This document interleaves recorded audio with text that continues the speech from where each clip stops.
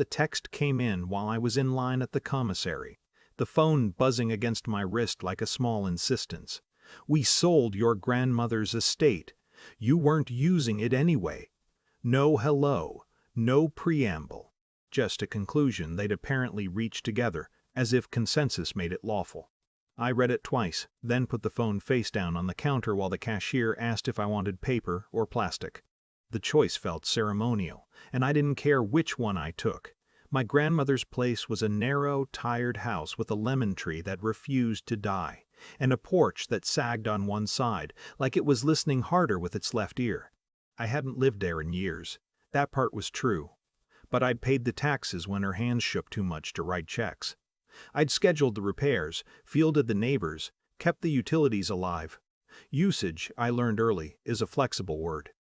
By the time the hearing date arrived, the text had been joined by others' updates disguised as explanations that never quite admitted what they were explaining away.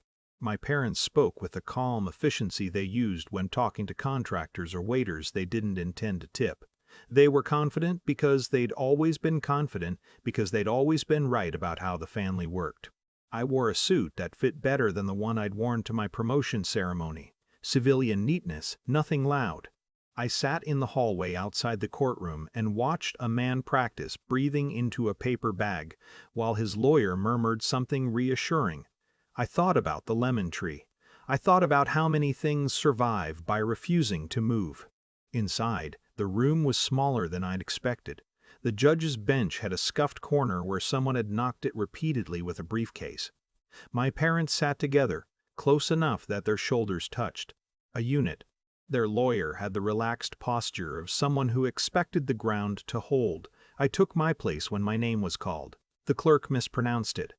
I corrected her softly, and she nodded without apology. There were documents. There was language that flattened people into interests. When it was my turn to speak, I did so without emphasis. I wasn't there to narrate my feelings. I stated facts. I referenced dates. I let the paper do most of the talking. At one point, my mother leaned toward my father and said, not quite under her breath, "What's a sergeant going to do?" It wasn't meant to wound. It was meant to categorize, to put me back where they were comfortable seeing me, earnest, subordinate, useful in emergencies but not in decisions. I didn't look at her. I felt the old reflex, correct, assert, reclaim. But I let it pass. The judge was reading. The room hummed with the low-grade noise of waiting. Someone coughed. The clerk adjusted her glasses. Then the judge cleared his throat, not loudly, just enough to reclaim the air. "For the record," he said, eyes still on the file, "that's Lieutenant Colonel Martinez." He said it the way you say a measurement aloud to yourself when you're double-checking, precise, unemotional, final. Silence settled, not dramatically but completely. It was the kind that reveals how much sound had been there before. My mother's smile didn't vanish, it stalled, as if unsure which muscles to release. My father blinked once, then again. "I apologize," the judge added, already moving on. "Please continue." The authority of it wasn't in the title, it was in the correction, the assumption that accuracy mattered and would be honored without debate. I didn't say anything. I didn't need to. The air had rearranged itself.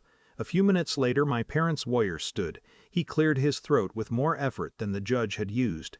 "Your Honor," he said, "given new considerations, I'm requesting to withdraw as counsel." The judge looked up this time. There was a pause, small but real. "On what grounds?" "Conflict," the lawyer said. He didn't look at my parents when he said it. He didn't have to. "Granted," the judge said, and that was that.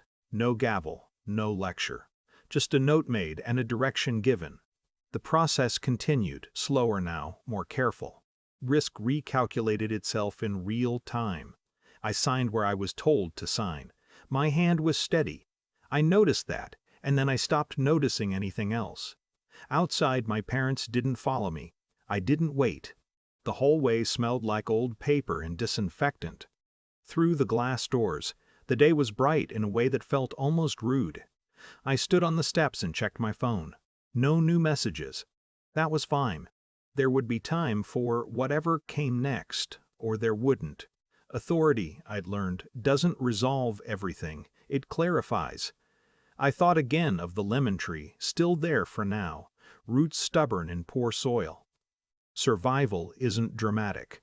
Sometimes it's just standing where you are and letting the ground adjust around you.